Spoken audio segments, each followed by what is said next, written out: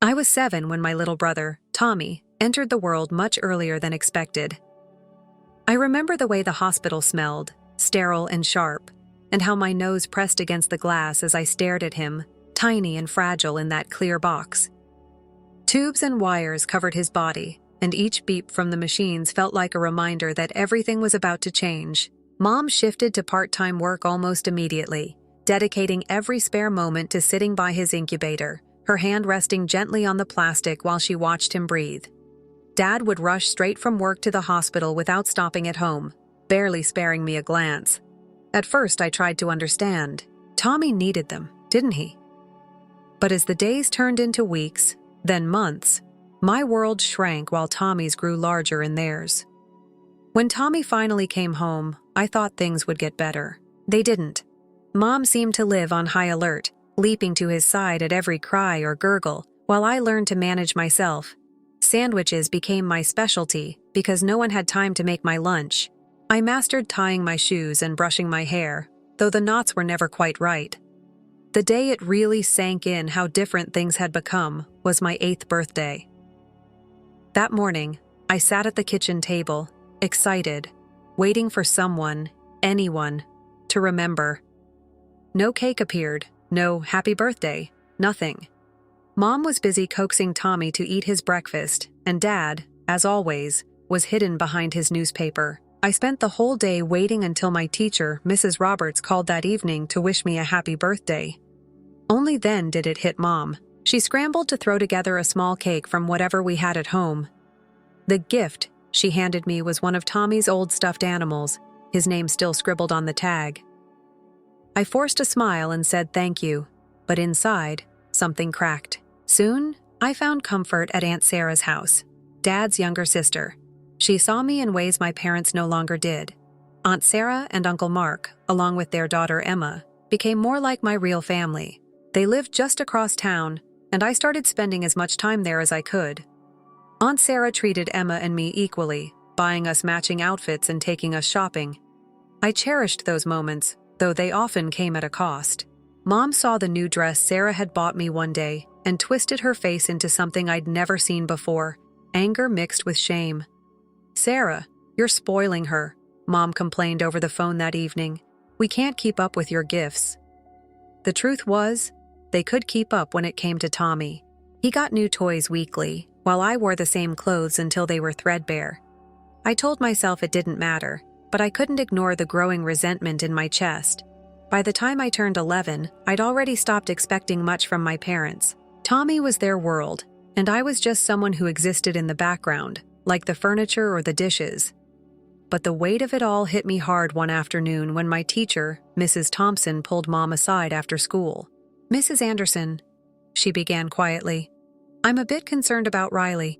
She's been wearing the same clothes for months, and they're getting quite worn." Mom's face turned red, her polite smile stiffening. "Oh, those are just her favorites," she lied with ease. "You know how kids are. She insists on wearing them, Mrs. Thompson didn't seem convinced, but she let it go. I wished she hadn't. The ride home was silent, but as soon as the door shut behind us, Mom's embarrassment turned into rage. She grabbed my arm so hard it hurt, her voice a sharp hiss. "How dare you embarrass us like that?" she yelled. "Do you want everyone to think we're bad parents?" I stared at her, my cheek burning as tears welled up. She'd slapped me. I didn't cry, not in front of her. Instead, I looked past her, into the living room, where Tommy was playing with a brand new remote control car. That night, as I lay in bed, I thought about Mrs. Thompson and the quiet concern in her voice. For a moment, I let myself imagine what it would be like to live with someone who truly cared. By the time Tommy turned 8, I was more like a live-in maid than a daughter. My mornings started with making breakfast, packing Tommy's lunch, and cleaning up the mess everyone left behind. After school, there'd be more chores waiting for me. Dishes, laundry, vacuuming. Mom would come up with new things to add to my list as if it was her favorite hobby. One evening, after hours of cooking dinner, scrubbing pots until my hands were raw, and helping Tommy with his homework, I couldn't hold it in anymore. "Mom, I'm exhausted," I said, my voice cracking. "Can't someone else help with the housework?" Dad didn't even look up from his phone. "You're 13 now, Riley," he said flatly. "You're old enough to help around the house?" "That's what responsible adults do." "But Tommy doesn't have to do anything," I protested, the frustration pouring out of me. "Tommy's still young," Mom snapped. "He needs time to be a child." Her words hung in the air, a sharp reminder that I wasn't a child anymore, not to them. I wanted to scream, "I'm still a kid too," but I knew it wouldn't matter. Instead, I started spending more time at Aunt Sarah's house. It became my escape, my sanctuary. Emma was 5 years younger than me, but she felt more like a sister than Tommy ever did. We'd spend hours building elaborate structures with blocks or Legos, things I could never do at home because Tommy would always destroy whatever I made. Sometimes, I'd stay overnight at Sarah's. I slowly started leaving a few things there: a toothbrush, pajamas, a couple of books. My parents never called to check where I was. Honestly, I didn't think they even noticed I was gone. Uncle Mark, on the other hand, noticed everything. One night he found me bent over my homework at their kitchen table. "You know, Riley," he said, pulling out a chair and sitting down next to me, "you're smart, smarter than most kids your age, but you've got to focus on your future. Get good grades, win those scholarships, because, I hate to say it, but I don't think your parents are planning to help with college." His words stung, but deep down, I knew he was right. That night, I made myself a promise. I was going to work as hard as I could, not for them, but for me. I joined the school's debate team, staying late after school 3 days a week to practice. I entered every competition I could: science fairs, essay contests, even the math Olympics. The first time I won, I thought maybe, just maybe, my parents would notice. The local paper did a write-up when our team won the regional debate championship. At dinner that night, I showed them the article, excited to share the achievement. "That's nice, dear," Mom said, barely glancing at it. Then she turned to Tommy. "Oh, Tommy, tell Riley about the goal you scored at soccer practice today." Their indifference stung, but it also fueled me. If they weren't going to care, I'd make sure everyone else did. By the time I turned 16, I'd become an expert at hiding my feelings. I learned that showing vulnerability only made things worse. At school, I was the overachiever, the girl who stayed late to practice debate, signed up for every advanced placement class, and joined academic clubs. At home, I was just there. That year, I got my first real job as a waitress at the Sunshine Cafe. It wasn't glamorous, but it gave me something I'd never had before: my own money. Holding my first paycheck in my hands felt surreal. For once, I could buy things I wanted, things I needed, without having to beg or settle for hand-me-downs. I planned carefully: some new clothes, a good pair of shoes for school, and supplies I'd always had to do without. For a moment, I felt like I was finally gaining control of my life. But of course, my parents couldn't let that happen. One evening, Mom cornered me in the kitchen while Dad stood behind her with his arms crossed. I could already tell this wasn't going to be good. "So," Mom said, her tone sharp, "when were you planning to tell us about your job?" I froze, my hands still wet from washing dishes. "I didn't think I needed to," I replied carefully. She scoffed. "You're making money while living under our roof, eating our food, and using our utilities. It's only fair that you contribute to the household expenses." Dad nodded, backing her up. "Half of your paycheck should cover it." Half. They wanted half of everything I earned. My stomach dropped, but I knew there was no point arguing. I handed over the money and spent the rest of the evening biting back tears. Even with half my paycheck gone, I managed to save enough to buy myself a smartphone. It wasn't fancy, but it was new, and it was mine.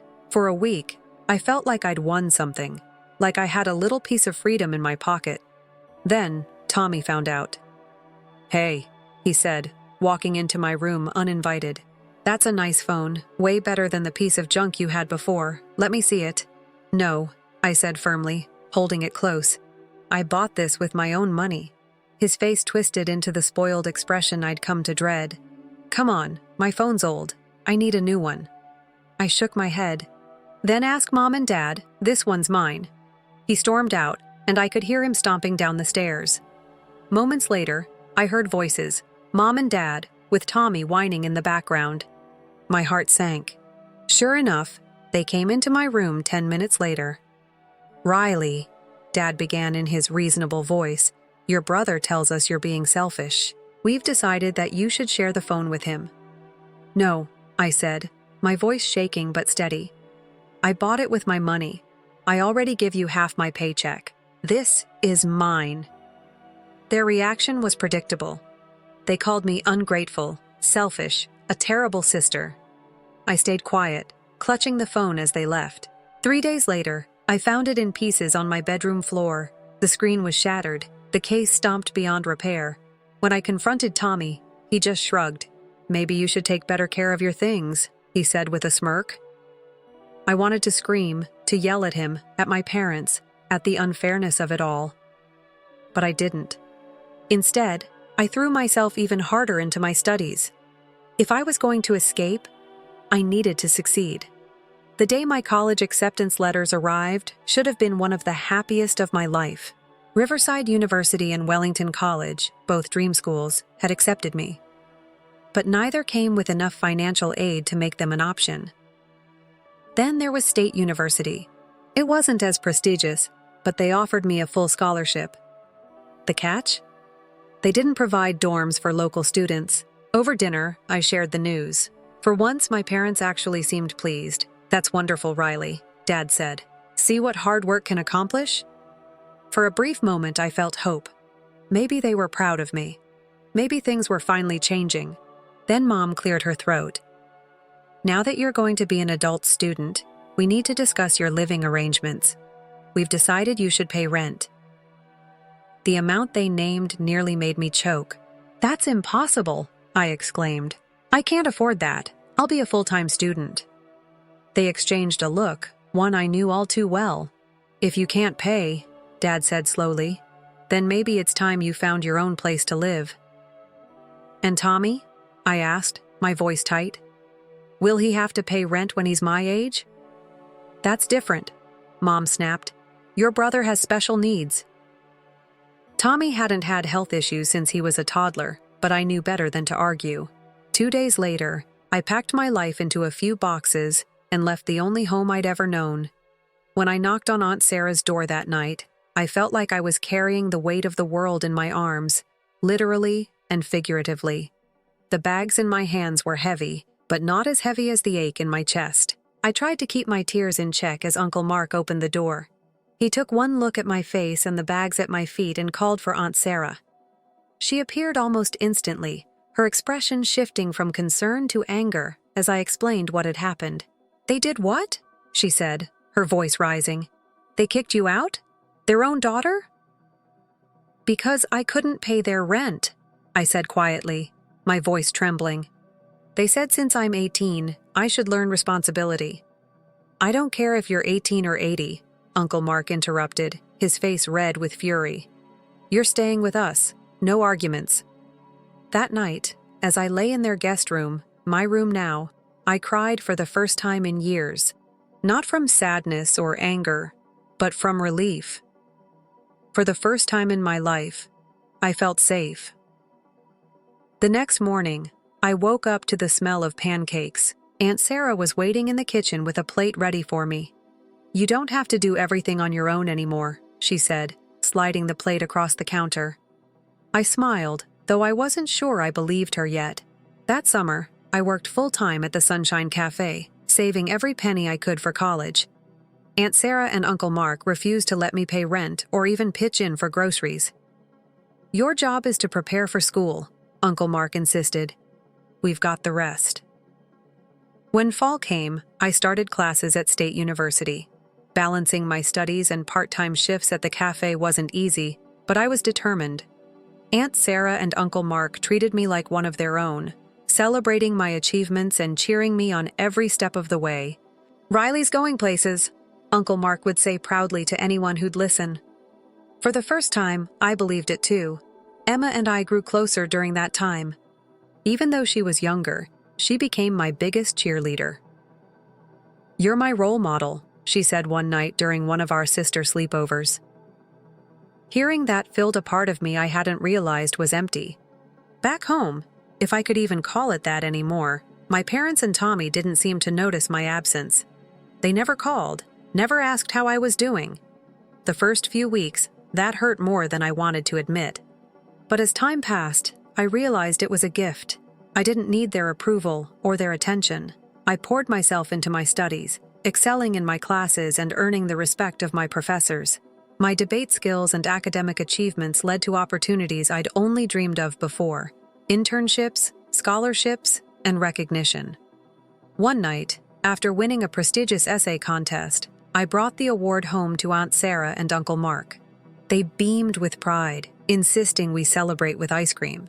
"You've worked so hard for this," Aunt Sarah said, hugging me tightly. "We're so proud of you." Her words stayed with me. I'd spent so much of my life chasing approval that didn't matter. Now, I had people who saw me, who believed in me, and who loved me just as I was. Years passed in a blur of hard work and milestones.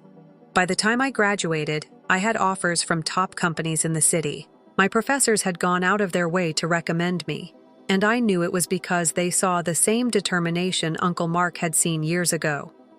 After graduation, I landed an entry-level position at a consulting firm, Anderson & Mills.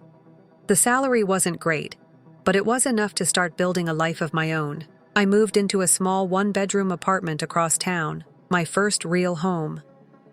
When I told Aunt Sarah and Uncle Mark I was moving out, they both got teary-eyed.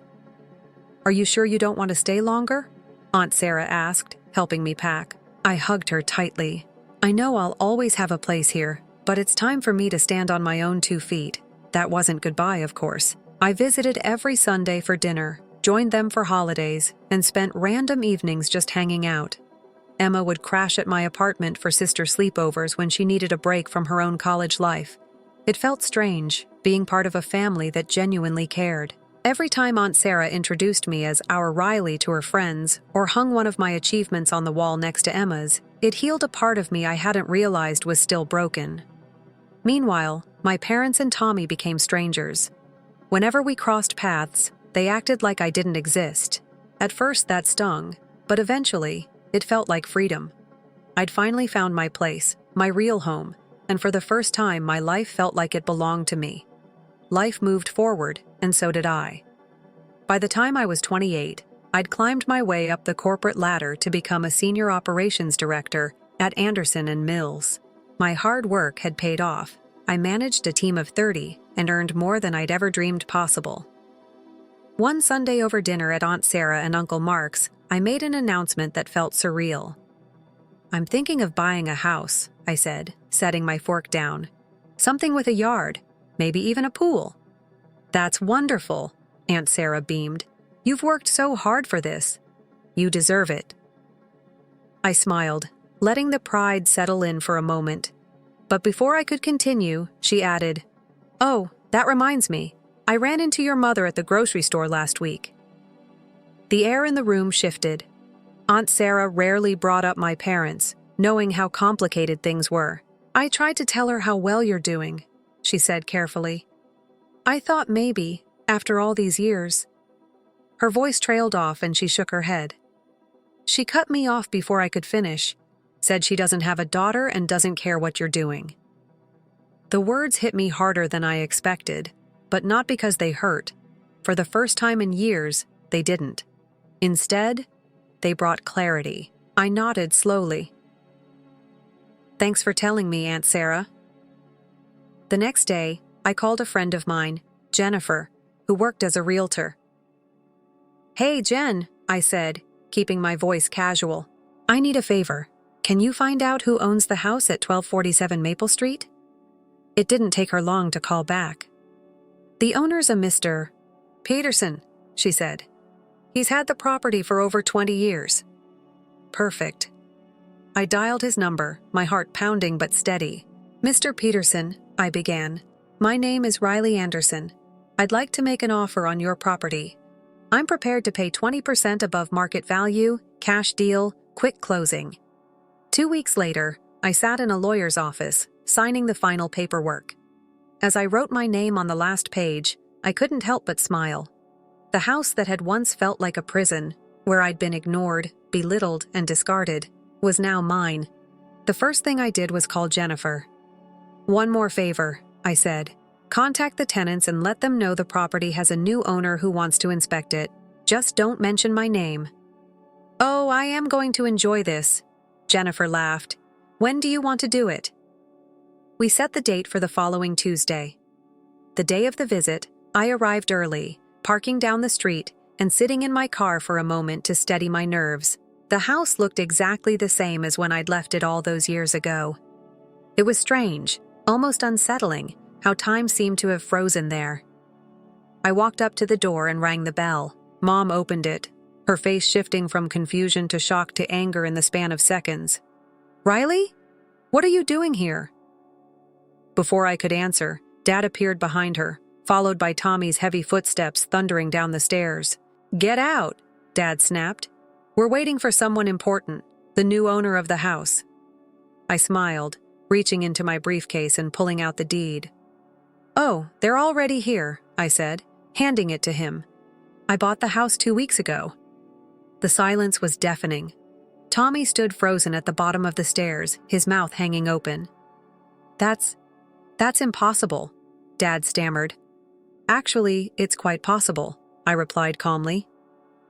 "When you're a senior operations director at one of the city's top consulting firms, you can afford a few things.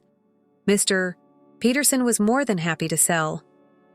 Mom's scowl melted into a sickly sweet smile. "Riley, sweetheart," she cooed. "Why don't you come sit down?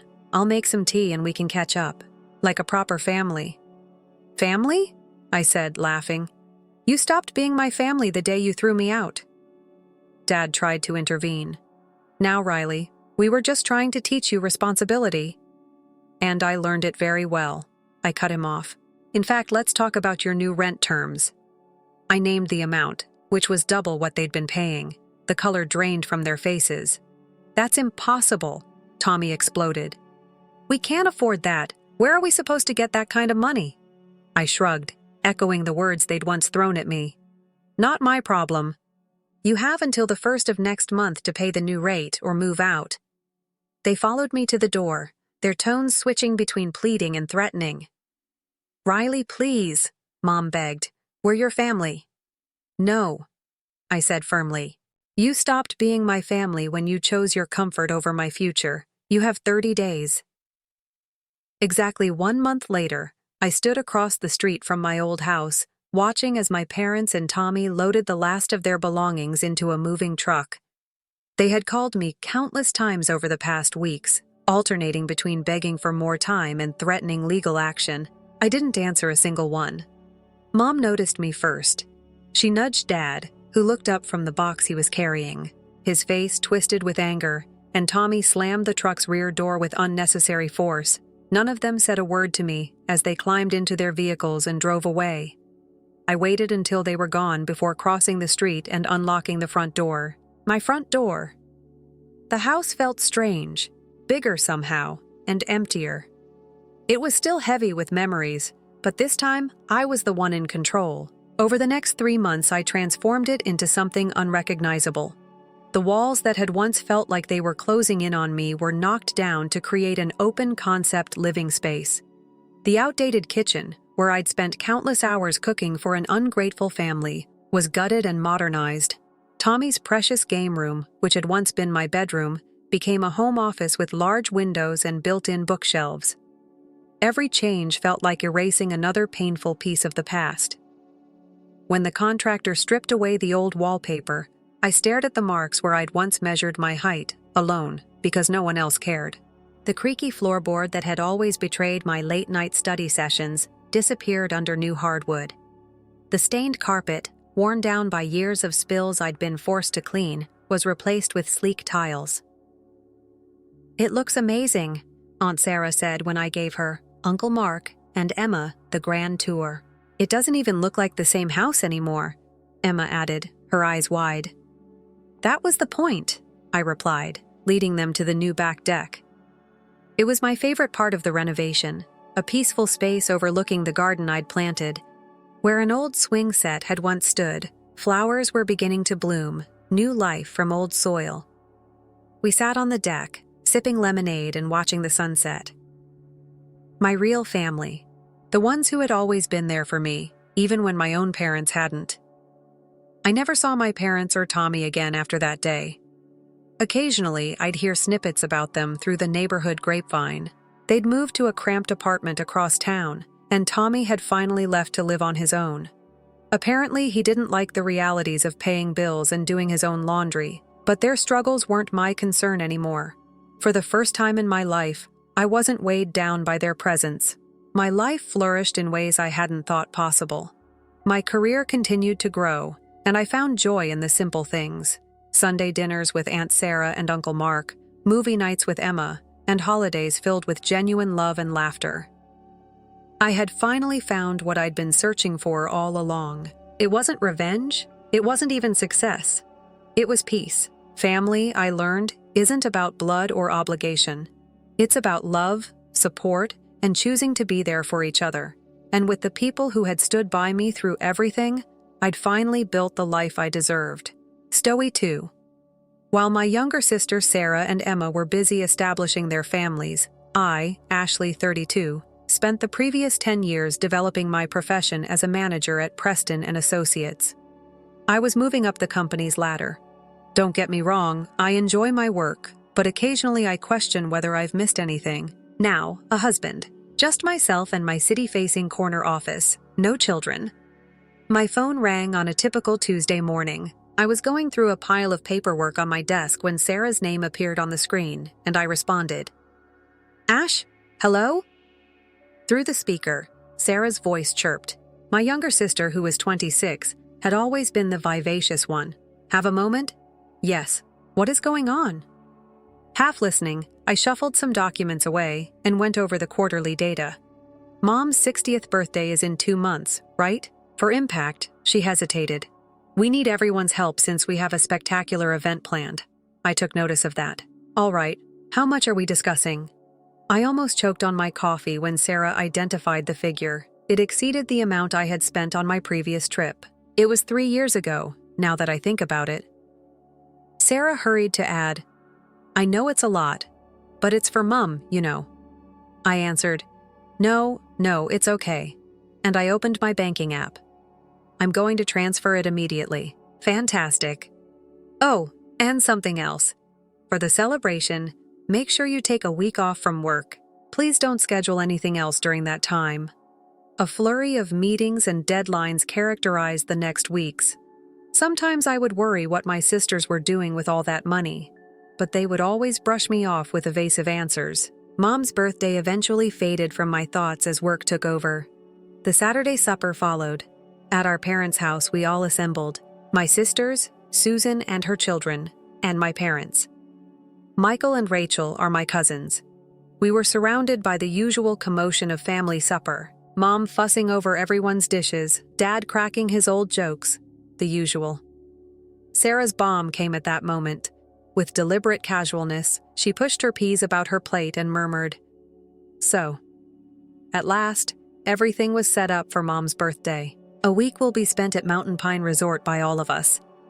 Excited conversation broke out at the table. Mom was grinning. My sisters were debating which ski lines they wanted to attempt, and Dad was already talking about going to the slopes. Why wasn't I informed sooner? Feeling a little excluded, I inquired. I hardly have time to buy a ski suit right now, and I don't even own one.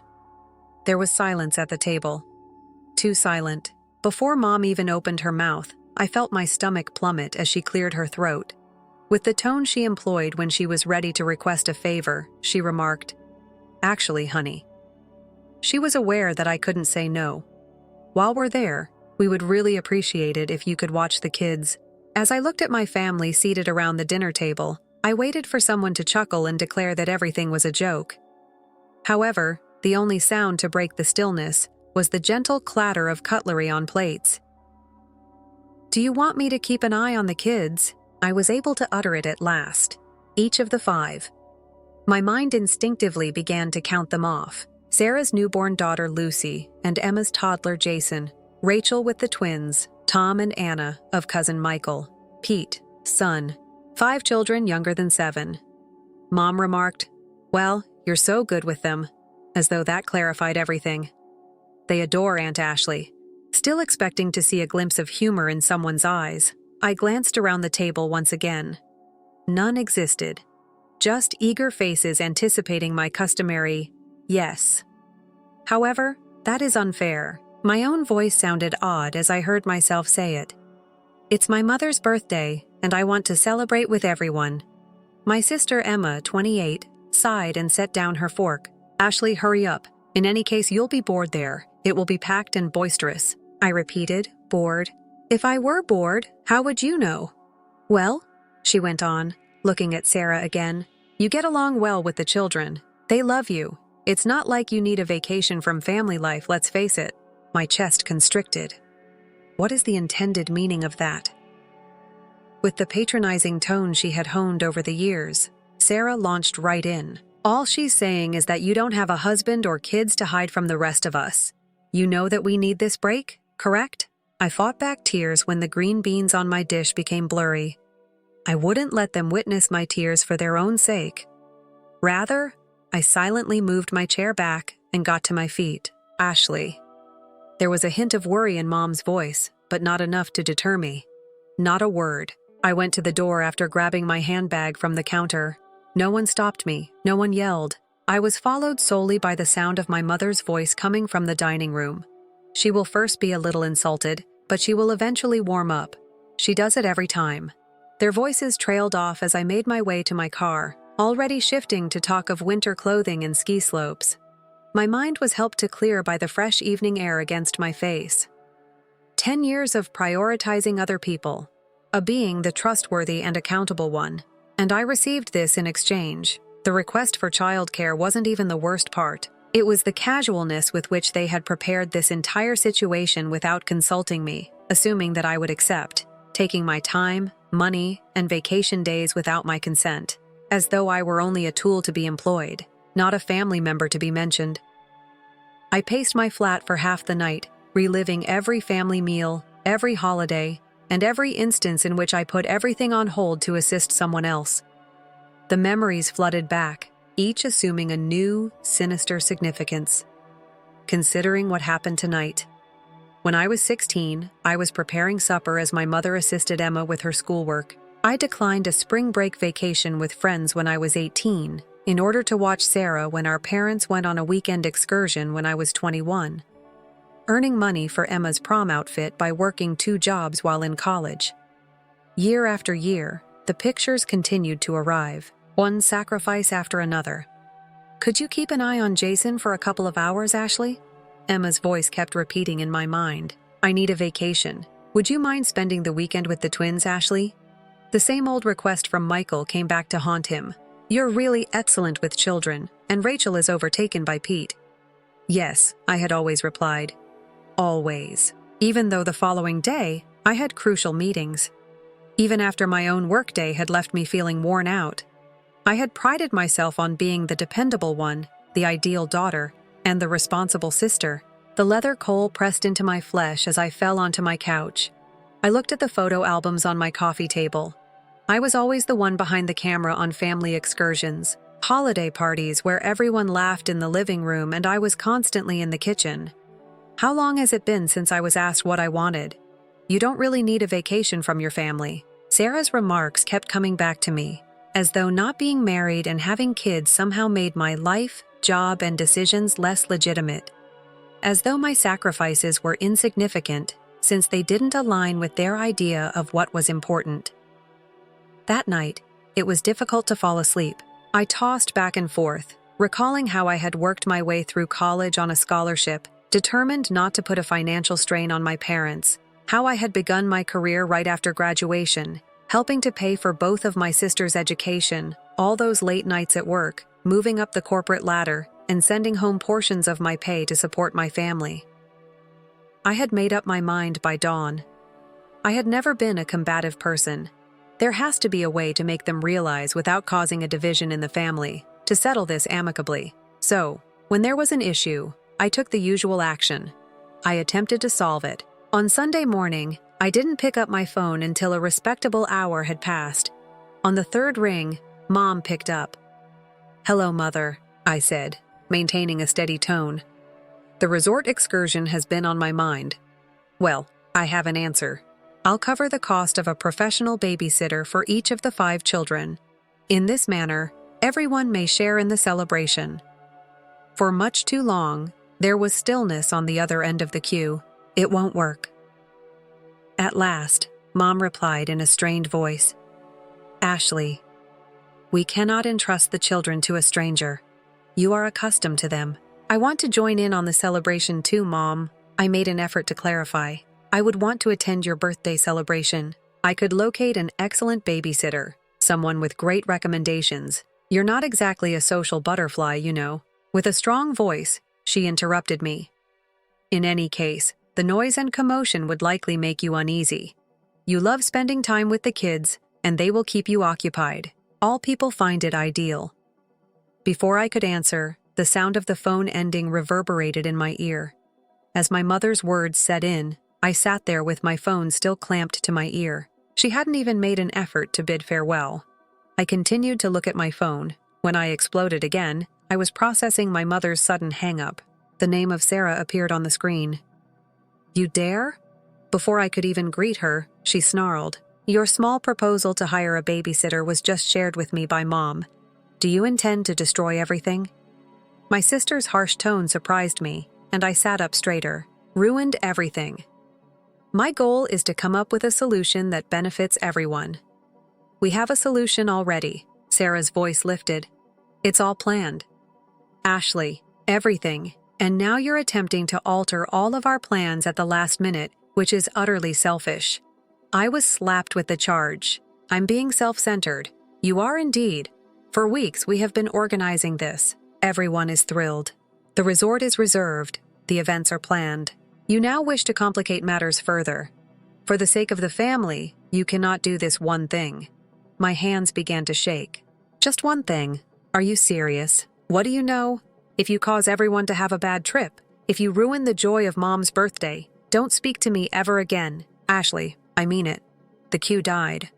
My phone buzzed with new texts, this time from Emma, while I sat there dumbfounded by my younger sister's threat. "Families must be united." The first text she sent read, "We all support one another." There was another message. "Do you recall last year when you were at that conference and I watered your flowers?"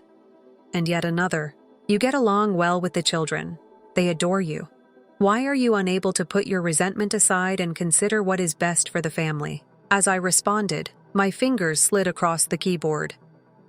A true family does not exploit one another. A true family incorporates everyone in their goals and respects one another's desires. A true family does not coerce and blame one another. I repeatedly saw the 3 dots come and go, but I got no reaction. The fact that they had requested money without providing an explanation struck me at that moment. The way they casually revealed their intentions at dinner, as like everything was predetermined, and the methodical manner they had instructed me to take time off work without bringing up the resort. They had planned this the entire while I was working late into the night, watching their children, and playing the role of the ideal sister and daughter. They were planning their vacation in secrecy. They had planned to throw 5 kids on me without ever speaking to me, utilized my money, and set up my schedule. They were using every kind of manipulation they could think of, including threats, emotional blackmail, and guilt, to get me to put myself back in the box they had made for me now that I wasn't following their plan. When you eventually break through the illusion of manipulation, an odd thing occurs. All of a sudden, everything is extremely obvious. For the first time in years, I felt lighter. Something else took the place of the guilt that had been bothering me: willpower. I launched a search on my laptop. I made reservations for a Florida hotel on the beach in less than an hour. It wasn't very nice, but it had a balcony with a view of the ocean and was close to everything I could possibly need. I even bought a first-class aircraft ticket as a luxury.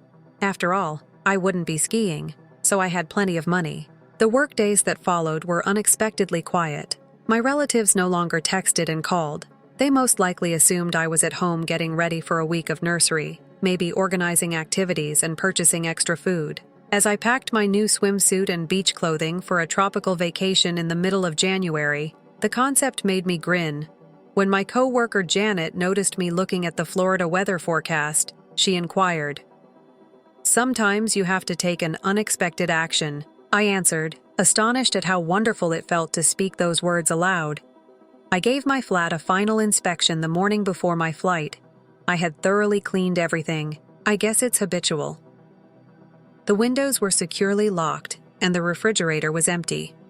Everything is in order. As usual, I wouldn't be available to take any urgent calls for babysitting this time, though. I turned off my phone and put it in my luggage as the plane took off.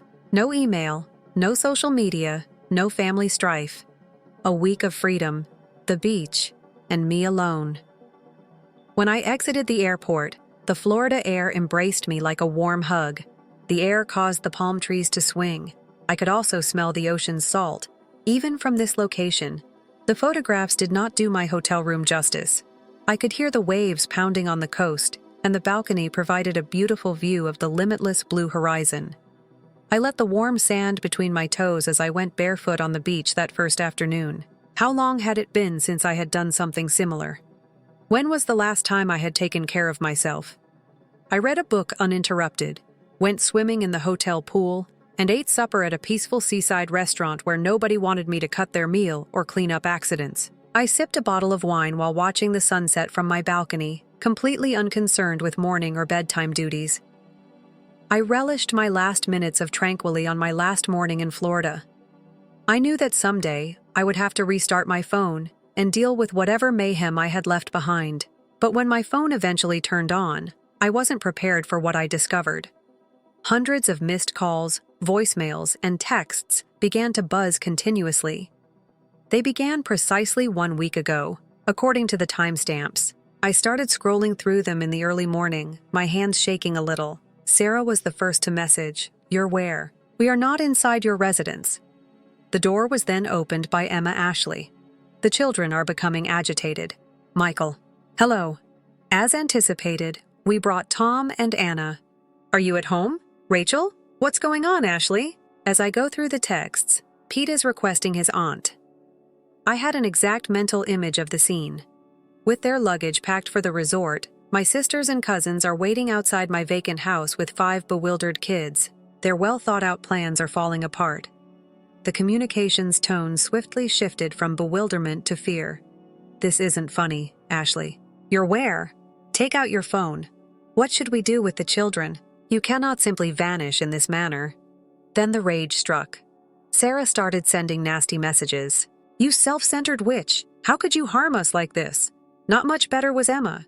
"It's unbelievable how immature you are. You have destroyed Mom's birthday." I winced at the messages Susan and I sent. It was the first time I had ever seen her use such language. "You're a little ungrateful. Everything is ruined by you. This group of kids relied on you." Later in the day, Mom began sending messages. "Ashley, I'm really disappointed in you. I never imagined you would be so self-centered, following all that we have done for you. Dad, who didn't text very often, had only texted once. Your mom is in tears. I hope you're content with who you are." Even worse were the voicemails. In their voices, I could hear the disappointment, the rage, and the accusations. All of the extended family members who I hadn't spoken to in months suddenly sent me messages denouncing my actions. "You have always been so trustworthy. How could you harm your own family in this way? The poor kids. Everything is ruined by you." When I finally stopped being my family's easy fix, I sat in my quiet hotel room and read message after message to find out exactly how they felt about me. Their language, the names they gave me, and their presumptions about my personality. It was like meeting a whole new family, one that had been evading all of them with phony smiles and teasing requests for favors. After gathering my belongings, I made my way to the airport. Ashley may have apologized, but I wasn't the same Ashley who had gone a week prior, so it was time to head home. Perhaps they felt bad. Ashley was gone, but they could have attempted to make it up to everyone. Before I could even get to my front door, I heard an intense hammering, and I had just finished unpacking my beach clothing. The emergency key I had given my mother years ago, in case they stormed in like a furious storm, was the key I heard turning in the lock. Red-faced and wild-eyed, Mom was in the forefront, with Emma and Sarah at her sides. The tranquility I had fostered in Florida vanished in an instant. "Do you have any clue what you've done?" Sarah yelled, coming forward. "You wrecked everything!" Everything. I stood my ground, watching them release their rage in my living room, the exact living room where I babysat their children innumerable times, where I'd canceled my own plans to meet their crises, where I'd always been the trustworthy one. John and Mike declined to remain with the children, referring to their spouses, Emma spit out. Sarah had to stay at home with all 5 of the kids while we went to the resort, since they both unexpectedly had essential business to attend to. "You caused her to miss her mother's birthday. The entire journey was spoiled," Mom said, raising her voice. "No one could have fun. We just discussed how you let everyone down and deceived us. Even your father was not a good skier. He was quite angry." They carried on their rant, expressing their disappointment and rage while talking over one another and attempting to outdo each other. It all felt more ridiculous the more they spoke. Until something snapped inside of me, but not in the manner they had anticipated. I burst out laughing. My laughter was like a scalpel slicing through their charges. They paused in the middle of their statement and looked at me as though I had gone crazy. "Why is it so funny?" Mom's face darkened as she demanded, "What in this circumstance may be humorous?" I wiped my eyes from the tears of laughing. "Do you not see the absurdity of this? You all sound so ridiculous right now, don't you realize that?" "Horrible," Emma sputtered. "What's so ridiculous that you arranged this entire vacation in secret?" I cut in, my voice calm, but my laughter diminishing. "You chose me to watch your kids without consulting me. My money was stolen by you. Told me to take a break from work, then anticipated that I would comply with your ideas. And now that your presumptions caused everything to fall apart, you're here accusing me of being the bad guy," Mom remarked in a lower, more perplexed voice. "But you've always helped before. You have never refused. And that's precisely the issue. Since I always assisted you, I intervened when you began to take advantage of me. You began to view me as free daycare instead of as a sister or daughter. You ceased taking into account my life, my objectives, and my feelings." "That is untrue," Sarah objected, but her tone was unconvinced. "Really?" I arched an eyebrow. "So why did you not involve me in the planning process? You should have asked me if I wanted to visit the resort. Why did you expect that while everyone else was celebrating, I would be content to stay behind with 5 kids?" I looked at their faces in the hopes that they would acknowledge or comprehend how they had treated me. Rather, I observed their faces becoming more stern. "You're being self-centered," Mom stated in a chilly tone. "My birthday has been wrecked by you. Your sisters are harmed by you. The kids are disappointed in you. I didn't raise you like this." I sensed the final glimmer of hope. "Hurry! No, Mother!" "It's you who is being self-centered. You, not me, are to blame for this entire predicament." Mom's face was as hard as stone as she pulled herself to her full height. "Maybe, if that's how you feel. It's possible that I no longer have a daughter called Ashley, if that's your preference." "Mom," I whispered softly. "Then whatever." 6 weeks have passed since that last altercation in my living room. Only the occasional notice when one of my family members makes another barely concealed social media post breaks the 6 weeks of stillness. Mom commented last week that some people only think about themselves, which prompted a dozen empathetic remarks from family members and friends who were only aware of her side of the story. Sarah shared a picture of her daughter on social media yesterday, emphasizing the importance of family. "I feel so fortunate to have individuals in my life that truly get what it means." Emma's most recent post was a lengthy paragraph on toxic individuals whose selfishness shatters familial ties. Naturally, she didn't tag me, but everyone understood who she was referring to. These posts would have destroyed me a few months ago.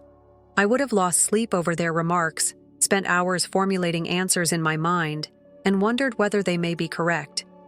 Now, though, I simply scroll past them, occasionally grinning at how cliched they have become. My regimen is different now.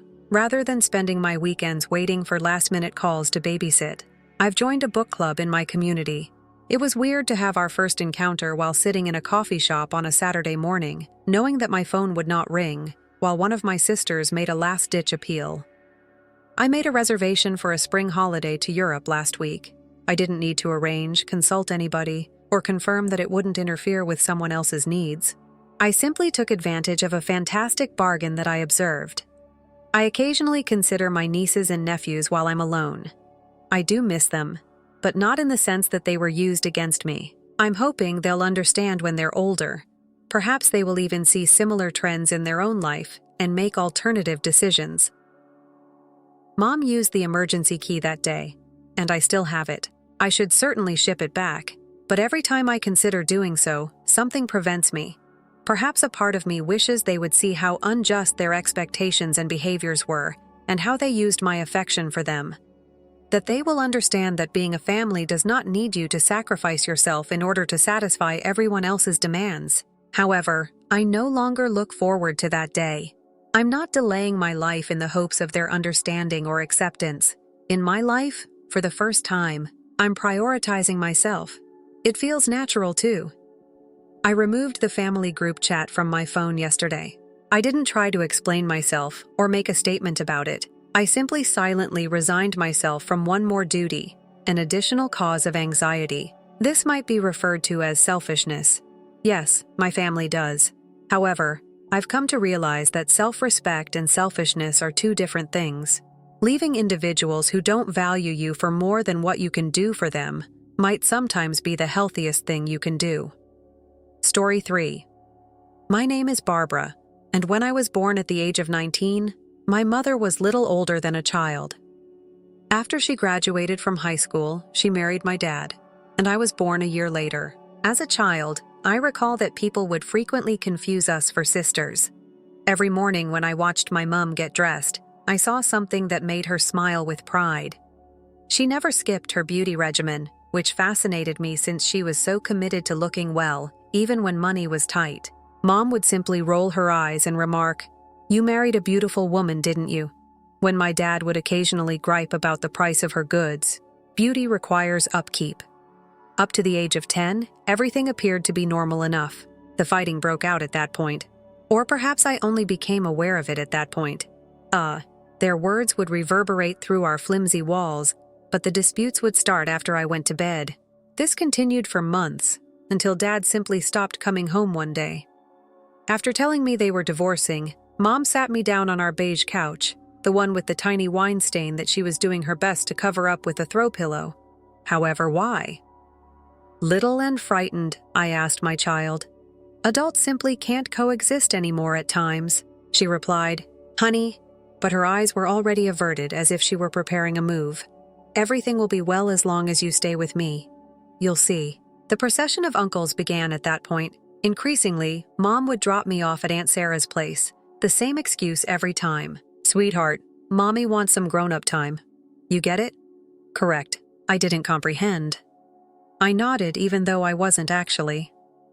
Aunt Sarah would make these trips enjoyable by helping me with my studies or making cookies with me. However, I wasn't a moron. I knew my mother was looking for a new father by meeting guys, as she used to say, following many glasses of wine. Before learning that Mom had a daughter, the first committed boyfriend dated for 3 months. I recall hearing the altercation through the wall of my bedroom. "You've been deceiving me all along," he yelled. "Really? A child?" "I was going to tell you, Sandra," Mom begged. All I had to do was wait until the appropriate moment. He stated 3 months ago was the ideal moment. I heard the door slam after that. Mom came into my room that evening and gave me a big embrace. "Baby," she said, "it's just you and me against the world." I knew that wasn't entirely accurate, though. Even at that young age, the world wasn't against us. Mom was the one. Against growing older, against loneliness, against acknowledging that her life had not gone as she had hoped. Up until I was 16, my mother's lovers kept coming and going. Everything changed at that point. Robert was introduced to her. He was unique from the beginning. I can still clearly recall the day she informed him about me, anticipating the typical response. Mom was toying with her serviette uncomfortably as we were all at a restaurant. "I need to tell you something, Robert," she continued, her voice trembling. "My daughter is mine. Barbara is 16 years old." Holding my breath, I waited for him to excuse himself and go. Instead, a sincere smile sprang on his face, and he shook my hand across the table. He said kindly, "I've been wondering when I'd get to meet you." A photo of the two of you is the wallpaper of your mom's phone. The first surprise was that. This time, Mom hadn't erased all trace of me from her phone. How natural everything seemed after that was the second surprise. Robert didn't make an effort to be my father or act as though we were immediately related. He simply treated me like a human being. "Barbara, hello. Do you want to assist me in repairing the vintage Mustang in the garage? What do you think of these living room paint colors?" he would ask. Their marriage took place 6 months later. For the first time in years, the tiny ceremony seemed right. Before I was even 17, I thought that we may truly be a typical family. Mom declared her pregnancy. Lucy arrived nearly precisely a year after I graduated from high school, and Emma arrived only a few months after my 17th birthday. Dad fulfilled his pledge to cover the cost of my college education. As we perused university brochures, he informed me, "You earned this, kiddo. Decide where you wish to go. State University, which is 3 hours distant, was my choice." Lucy had just turned 1 and Emma was 2 at that point. For both of them, Robert was a wonderful parent. Even though my first year of college was packed with new experiences, I still made time to visit my family. Things began to change at that point. I went every weekend, no matter what. Robert would have plans with Mom. "You don't mind seeing the females, do you, Barbara, honey?" With her earrings already on, Mom would say, "It's been a long time since we went on a date night, and you are aware of how draining having 2 young children can be. But while I'm at home, Mom, I wanted to see Ashley and Kim. We were going to see a movie," I would say. "You can do it the next time I see." Seeing their big sister has thrilled the girls. "You don't want to let them down, do you?" She would gaze at me like that, the one that shamed me for considering my own ideas at all. Robert would appear contrite, but remain silent. So I'd be there, weekend after weekend, creating baby formula, changing nappies nonstop, and attempting to amuse 2 toddlers. While Lucy was just starting to walk and required continuous attention to keep her from running into everything, Emma was in her terrible 2s and would throw tantrums at the drop of a hat. I cherish my sisters. I do. However, I was 19 years old, balancing a full-course load, and my weekends at home were becoming tiresome. The responsibilities of babysitting include changing nappies, feedings at midnight, and maintaining the continual watchfulness required to keep 2 children safe. When I returned to college, I was much more exhausted than when I had first arrived. One Sunday night, after I had put the children to bed, Mom and Robert sat down with me. "I must speak with both of you. I love Emma and Lucy, but I can't continue to be the go-to babysitter every time I get home," I remarked. Mom's face darkened instantly. "What are you saying?" "They are your sisters. Do you not want to hang out with them?" "Of course I do," I said, attempting to sound steady. "However, I attend college as well. I need some time to relax and see my friends. I always return home after the weekend feeling more worn out than when I started." Robert gave a contemplative nod. "She's right. Sandra, Barbara is still quite young. She ought to have a good time in college." He put his hand on Mom's arm and went on. "We could hire a babysitter for our date nights. I have a few trustworthy people that I know from my job." Although it was fleeting, I experienced a wave of relief. While Robert, a stranger, watched our kids, Mom withdrew her arm. She lost her temper. Barbara, too. "It's unbelievable that you're doing this. Just like your father, you're acting selfishly." During my time in college, that was the final weekend I spent at home. I stopped making the 3-hour drive back, but I still called to see how the girls were doing. Mom started sending guilt-tripping texts on a regular basis. "Where are you?" your sisters ask. "And I suppose that family is no longer very important to you." After earning my business degree 4 years ago, I was able to secure a junior management role in my hometown. Although the pay wasn't very high, it was sufficient to cover the rent for a modest 1-bedroom flat. I hoped that things with Mom would get better, now that I had some independence and distance. The bomb then fell. Robert and Mom were divorcing. No explanation, no warning. Mom called to let me know it was over. Robert agreed to pay generous alimony, and the girls, now 4 and 5, would remain with her. I ought to have anticipated what would happen next. It began with an informal request. "Would you be able to watch the girls on Saturday, Barbara? I have a scheduled appointment." That meeting ended up becoming a date. Before long, I felt sick to my stomach as history started to repeat itself. Mom would always arrive at my flat on the weekends, accompanied by Emma and Lucy. I was putting in 60-hour weeks at work, accepting any additional shift I could get. Determined to ascend the corporate ladder, my occasional days off should have been for catching up on sleep, meeting pals over coffee, maybe even dating. Instead, I found myself creating pillow forts and mediating sisterly squabbles while Mom was away living her life, as she stated it. The worst part? I couldn't say no. Not when Emma would gaze up at me with those huge brown eyes, asking if we could make cookies together. Not when Lucy would wrap up in my lap with her favorite storybook. They were naive in all this, just like I had been at their age. One restless night after another weekend of babysitting, I found myself going through Mom's social media. What I saw made my blood run cold. Her profile was packed with selfies at pubs, restaurants, and yoga studios, but Emma and Lucy were nowhere to be seen. It was like they didn't exist in her online world. One picture of me and her that was shot at a cafe last summer was discovered. "Such a lovely lunch date," the caption said. "Do you know whether this is my daughter or sister? Forever, 21. Good genes." I wanted to shout at the remarks. "Sandra, you are undoubtedly your sister. You appear far too young to be the parent of a girl at that age. You appear younger than her, girl. What's your secret?" "Definitely sisters. You're becoming older in reverse." I chuckled, but it was insincere.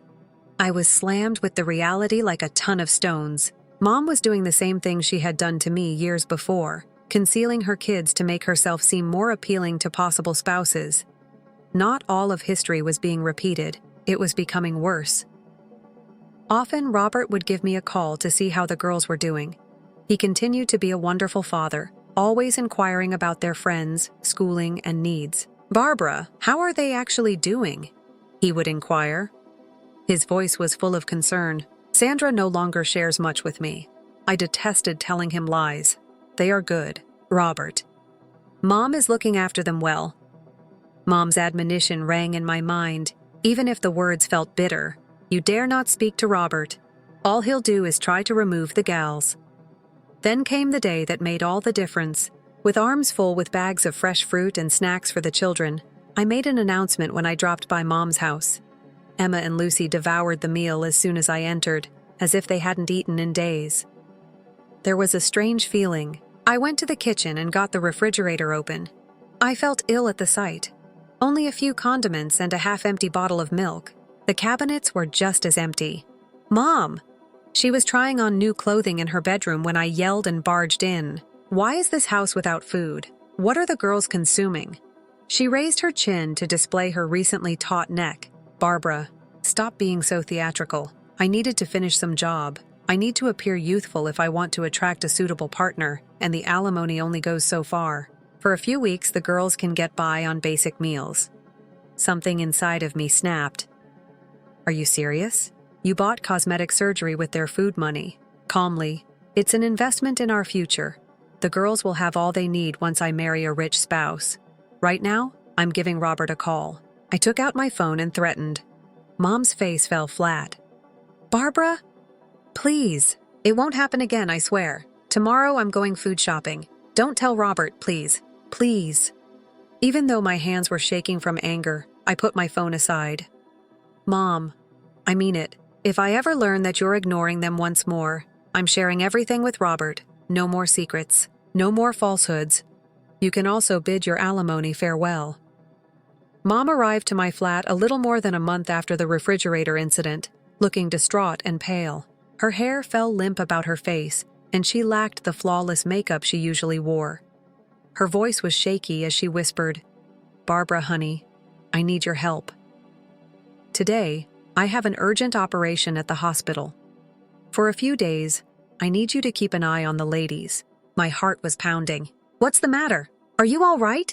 She put a hazily pressed palm to her tummy and whispered, "The doctors found something. I must enter immediately. Please.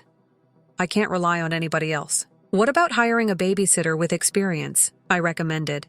I can cover the cost of one myself. A full-time worker might be able to achieve this. No, my mother interrupted me abruptly before lowering her voice. Not a stranger. I don't entrust my children to them. All right, so what about Robert? Their father is him. Or Sarah, Aunt. Mom gave a headshake. Sarah is out of town on business, and Robert is not picking up his phone. Barbara, please. I'm in a difficult situation. I glanced at Lucy and Emma, who were standing silently next to her, holding their small bags. What was my option? I'll give my employer a call. With a groan, I reached for my phone. At least my work was safe, but I had to spend my unpaid personal days. It was a hard first day. The girl appeared more rambunctious than normal, likely sensing the tension in the moment. Everything caused Emma to have tantrums. The cup is the wrong color. Lucy interacting with her toys. Instead of triangles, the sandwich was sliced into squares. Lucy did like her sister did. Before long, I was dealing with 2 yelling kids. Usually. By the second day, I was exhausted. In between trying to keep kids amused, cleaning up countless messes, making meals, and doing laundry. There was hardly time for me to breathe. My phone rang, just as I had put them to sleep.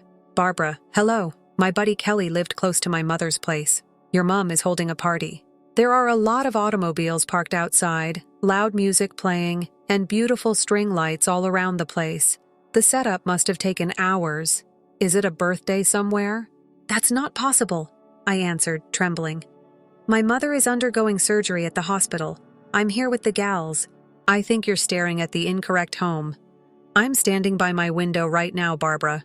From here, I can see your mother's crimson front door. I can hear the music inside my house since it's so loud. There's undoubtedly a party going on. I could hardly grasp my phone since my hands were trembling so much. I made 5 consecutive attempts to reach Mom on voicemail. I was determined to find out why something wasn't right every time. I accessed my mother's social media profile.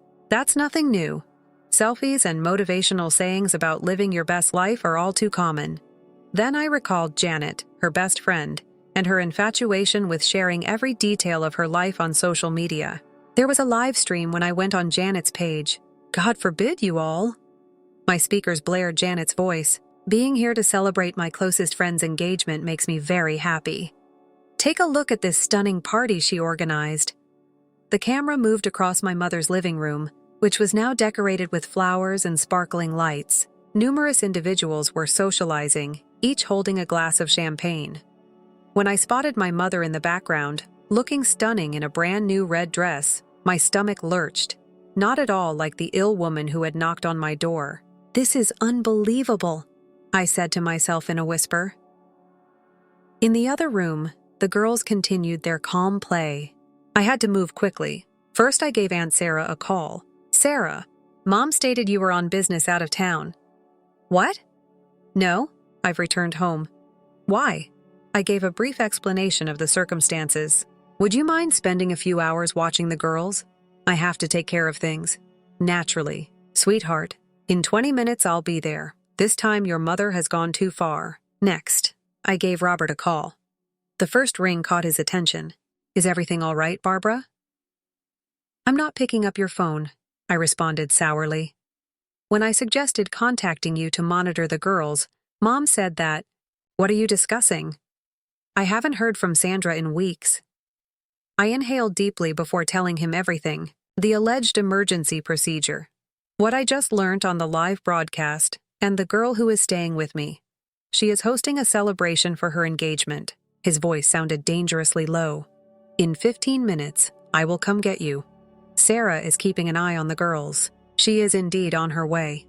Excellent. We need to have a family meeting. Hours passed in those few minutes. I alternated between anger and incredulity as I walked the floor. I was standing outside when Robert's automobile arrived. It was a stressful journey to Mom's place. On the steering wheel, Robert's knuckles were white. I was aware that something was amiss. He continued bringing up her recent behavior with the females. I ought to have exerted more effort. Halfway down the block, we could hear the music. Light spilt from every window of the home, and cars lined the street on both sides. Robert parked directly in the driveway, obstructing the front window of many other vehicles. Everything was visible to us. A man I had never seen before was holding Mom in the middle of the room. He appeared considerably younger than she did. Her companions applauded and held up their glasses to Sandra and Mark as we witnessed her drag him into a passionate kiss. "May you have the fairy tale ending you deserve," someone yelled. If only they understood the price her children were paying for that magical story. Without knocking, Robert and I entered the home. Mom's champagne glass fell out of her hands and shattered on the hardwood floor as she stood still in the center of the room. Barbara, Robert. In a matter of seconds, her face changed from hot to pale. "Why are you here?" I murmured. "Funny," my voice echoing across the now quiet room. "That's what I was going to ask you. You ought to be in the hospital undergoing urgent surgery, right?" The young man next to her. I assumed Mark seemed perplexed. "Surgery?" "Sandy, what is she discussing? You haven't met, I see." I took a step forward. "My name is Barbara, her daughter." Apparently, she didn't want to invite that person to her engagement celebration. Mark's expression brightened, misjudging the issue entirely. "Sandy, your daughter. You invited her to our party, but why didn't you? This is fantastic." Warmly, he held out his hand. "Finding out more about your life has thrilled me. You're going to adore this then." Taking out my phone, I said. I displayed a recent picture of Mum in the park with Emma and Lucy. It was one of the few she hadn't erased. "These are the stepdaughters you will have." "Lucy's 4, Emma's 5. The hue faded from Mark's face. He looked at my mum. "You have 2 more kids. Young children." Mom moved closer and grabbed his arm. "I can explain, Mark, sweetheart." "Describe what?" His voice broke. "That I gave you 2 little children. After I made it clear that I'm not prepared to have children. I'm 28. Sandra, I wanted to travel, I told you. Prioritize developing my career. They are seldom present," Mom begged. "Most of the time their father takes them. In fact," Robert's voice was very cold. "That is untrue. Apparently you're dumping kids on Barbara with fictitious medical issues so you can host engagement parties, even though she's been watching them every weekend while you're dating." Sensing the explosion was about to happen, the visitors were beginning to inch towards the entrance. Mark appeared to have been smacked. "This is crazy," he gave a head shake. "A whole scam." He moved away from his mother. "The wedding has begun." "I can't even look at you at the moment, Sandra." The residence was emptied out in a matter of minutes. With mascara streaming down her cheeks, Mom stood in the center of her adorned living room. "How were you able to?" She yelled at me. "Everything is damaged by you. It's my only shot for happiness." "Joy," Robert spoke loudly. "What about the happiness of our daughter? While you were pursuing guys, she had been ignoring her daughter. I heard about the empty refrigerator from Barbara. Sandra regarding the plastic surgery. I'm going to phone my lawyer first thing tomorrow. I'm requesting full custody." Mom's expression twisted. "You can't." "I will, and I can. You will no longer need to conceal them. Sandra, I will have them live with me full-time. You can also disregard the alimony. You're spending money in a very obvious way, and our kids aren't to blame." It was quiet on the way back to my flat. Emma and Lucy rushed to their father and threw their arms around his legs as soon as we got there. "Are we staying at your place for a sleepover, Daddy?" Robert bent over and gave them a hug. "Close. Not just a sleepover, my love. You're about to go live with your father." My heart ached a bit when the girls applauded. Not even their mother was questioned. The events that followed the explosion at the engagement party were precisely what I had anticipated. Mom used social media as if she were a warrior preparing for warfare. Her post began to circulate. Out of envy, my own daughter betrayed me. Seeing her mother content and in love was unbearable to her. Toxic daughter. Betrayal. I was unable to remain mute beneath every post. I made straightforward factual remarks. "While hosting an engagement party, you informed me that you were undergoing emergency surgery. You paid for cosmetic surgery with the money you saved for your kids' meals. Every weekend when you were dating, you left your girls with me." The family began to take sides. However, most of them stood with me, which was not what Mom had anticipated. Sarah was the first to raise her voice. "We've seen you disregard your kids for years, Sandra." Barbara was keeping her sisters safe. The trial followed. I'll never forget witnessing my mother attempt to keep up her typical flawless facade while we sat in that chilly courtroom. Robert's attorney, however, carefully destroyed it. The bank records were incriminating. The projector screen displayed page after page of costs: 3,000 laser treatments, $2,500, $8,000 breast augmentation, $5,000 Botox and fillers. A personal trainer costs $1,800. Designer apparel, then $200, in sharp contrast. 3 months' worth of children's clothes, $150. The average monthly cost of food and school supplies is $300. Mom refused to look at me as I was about to testify. I told the court everything. The frequent babysitting under false pretenses, the empty refrigerator, the manner she kept the girls hidden from possible suitors. The judge's ruling was prompt and clear. Mom's parenting rights were taken away. Without turning around, she ran out of the courtroom. 6 months have passed since then. Mom no longer talks to me. Now I am a traitor. She still sometimes blogs about me, describing how I ruined her life and what a horrible daughter I am. I no longer read them. By way of the grapevine, she reportedly resides with her pal Janet. Right now. Mom had to move out when Robert got ownership of the house he had been paying for. She probably finds it simpler now. Recently, while I watched Emma and Lucy play in Robert's garden, I told him, she is no longer required to conceal any children. He gave me a shoulder squeeze. We benefit when others lose. He's correct, too. With Robert, the girls are flourishing. They are addressing their abandonment problems in treatment. However, they are content. Toys and artwork abound in their rooms. The refrigerator is always on. They play football and take dance courses. Additionally, their father never skips a game or performance. We truly get to enjoy our time together when I come over for supper twice a week. Lucy practiced reading aloud last night as Emma showed me her science project. No guilt, no pressure, no manipulation. Family being family. I often question whether Mom will ever understand what she lost in her never-ending quest for romance and youth. However, I no longer have that issue. Being the big sister these girls deserve is now my responsibility, to assist them in becoming strong women who understand that their value isn't determined by their relationship status or outward looks. Personally, I'm at last leading a life of my own. At work, I was promoted. The person I'm dating makes me chuckle. Additionally, my sister's faces always light up when I come. I am certain that I made the proper decision.